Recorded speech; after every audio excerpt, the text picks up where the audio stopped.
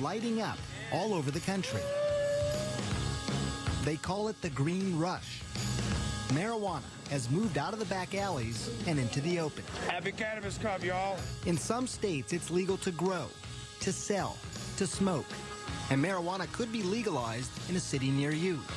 So easy to get, and many think so harmless. But when the smoke clears, is marijuana bad for you? Or could pot actually be good for you? Marijuana is better than all those pills for you in terms of treating? Yeah. I travel the world for answers. What does marijuana do to you? What does it do to your kids? A special investigation. Weed.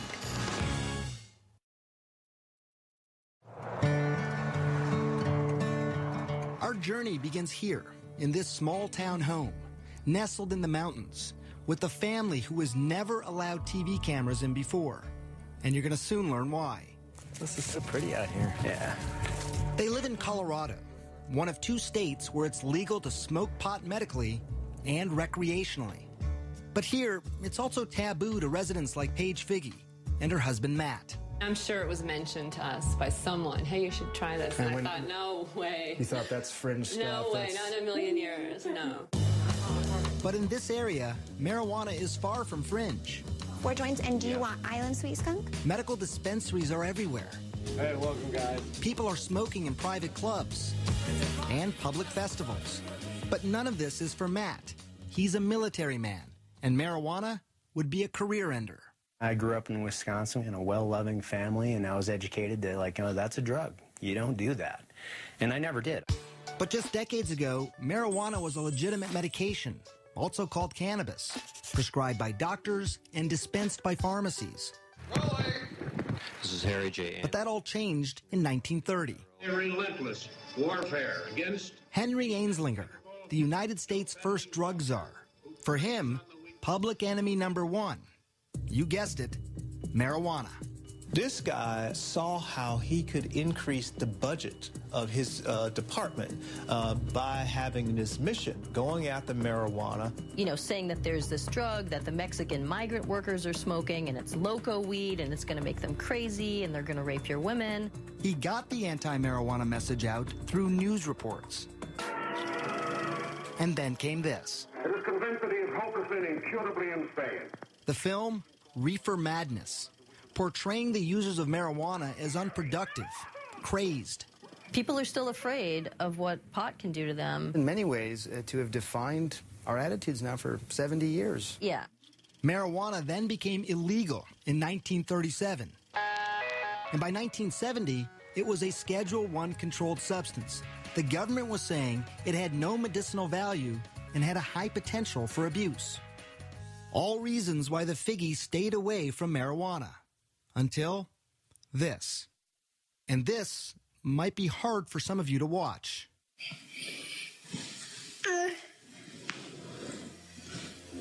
It's okay, baby. This is their daughter, Charlotte, having a seizure. We just thought it was just one random febrile seizure. Nothing to really do, Right. no medications. It's a fluke. Right. A fluke made sense. After all, Charlotte, nicknamed Charlie, was born perfectly healthy, a fraternal twin to sister Chase. Charlie always had big, big smiles. Just happy kids. Easy. Yeah, easy. Very much so. So it was around 3 months, you said, that when you Yeah. first noticed that Yeah. Charlotte had a seizure. I was changing her diaper, well, putting a new diaper on from after the bath, and her eyes just started flickering. It led to the first of many trips to the ER. They did the $1 million workup, the MRI, EEG, spinal tap. You know, they did the whole workup and found nothing and sent us home. No abnormal blood tests, no abnormal scan. And developing normally, too. You know, talking and walking, and the same day as her twin. Nothing was behind yet.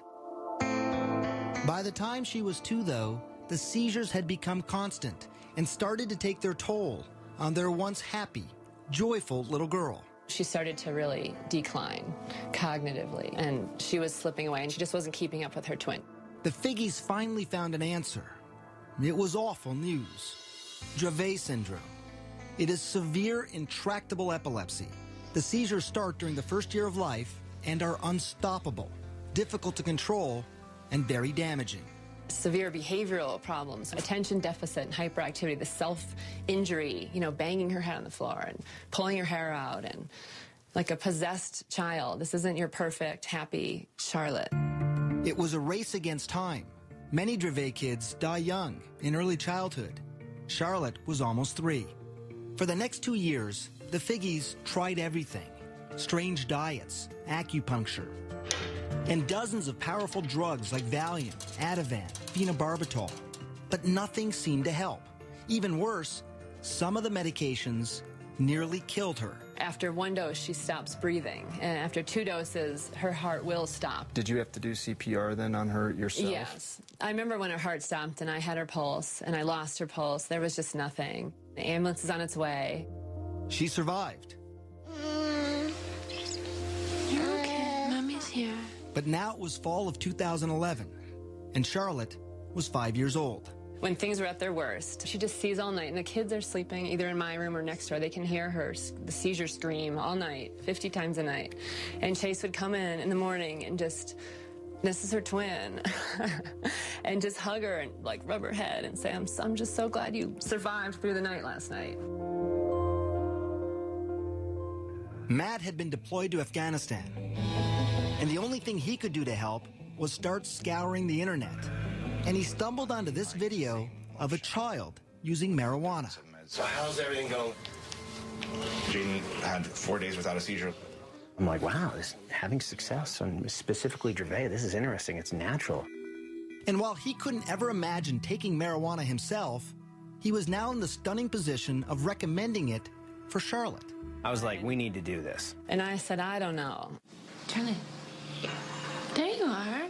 And then Charlotte's condition got worse. 300 seizures a week, almost 2 every hour. She was not talking or moving, basically catatonic.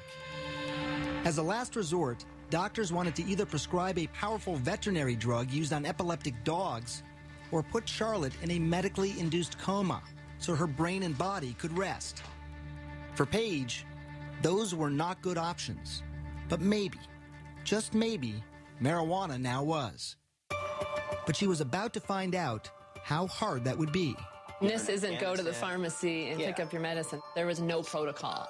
When we come back, what will the Figgies do? And what would you do if this were your daughter?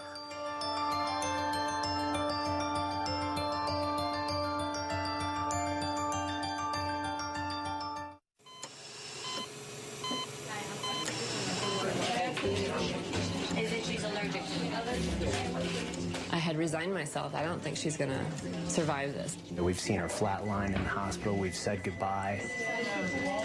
You're listening to Matt and Paige Figgy describe their own daughter. What would you do if this were your child? Charlotte Figgy had an extreme form of epilepsy. Her body was so frail that any seizure could kill her.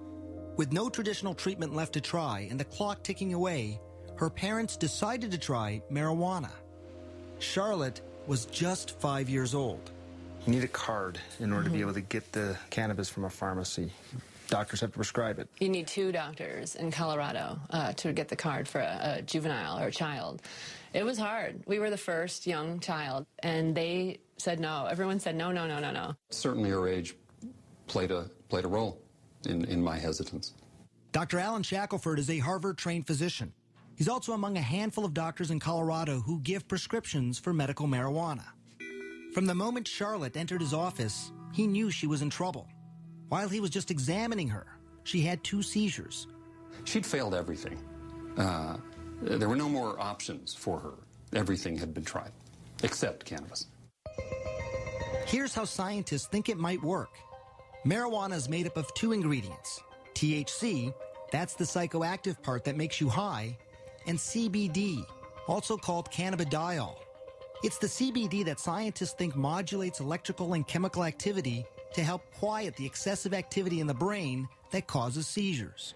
I've been telling my patients to cut. Dr. Julie Holland is the editor of The Pot Book, a complete guide to cannabis. For a long time, the work on cannabis and epilepsy was sort of inconclusive. Maybe it works, maybe it doesn't. They couldn't quite figure it out. And it's only when they really started separating THC from CBD that they saw, definitively, yes, CBD seems to really stop seizures.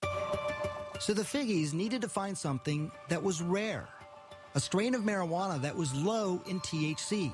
Of course, they didn't want Charlotte getting stoned, but also high in CBD to treat her seizures. And that wouldn't be easy.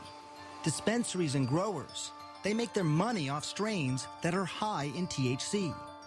I'm Joel. I'm Josh. No one knows that better than the Stanley brothers. Their family business is pot. And if you look at these clean-cut guys and what you see surprises you, don't worry.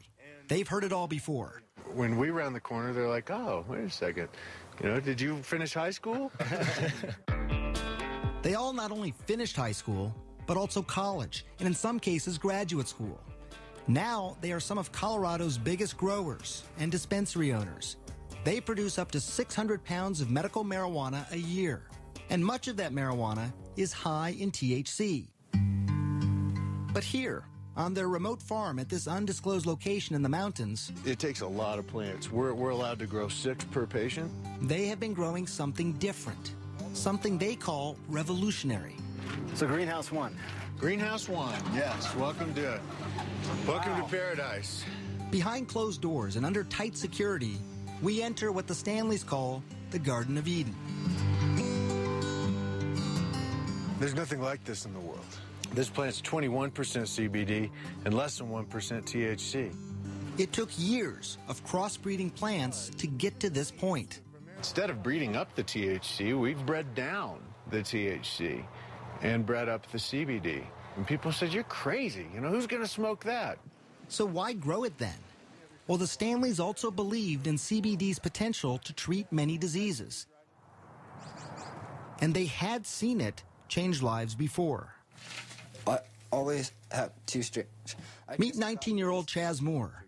He uses many different strains of marijuana, many of them high in CBD, to treat his rare disorder of the diaphragm.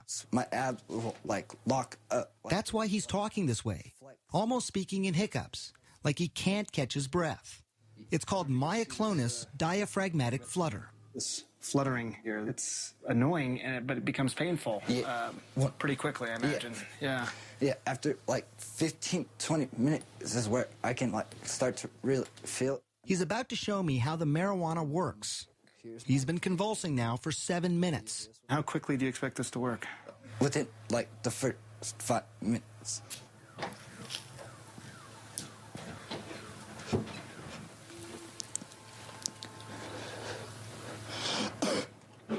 And I'm done. That's it? That's it. It was actually less than a minute. Depending on the attack in the day, it'll work within the first couple hits. Hear how his voice is completely different.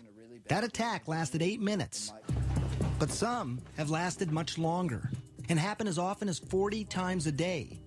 And like Charlotte, he had tried so many things before.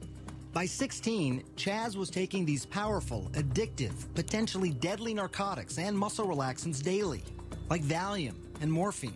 It would be safe to say that marijuana, what you have in your hand there, is better than all those pills for you in terms of treating what's going on? Yeah, I'm not zombified. I've had 16, 17 attacks today, and I'm still sitting up talking to you. My first attack on all these, I'd be in the hospital. I'm a firm believer that marijuana has actually saved my son's life. Chaz's father, Sean. His quality of life now is 1,000 times better than what it was when he was on the pharmaceuticals.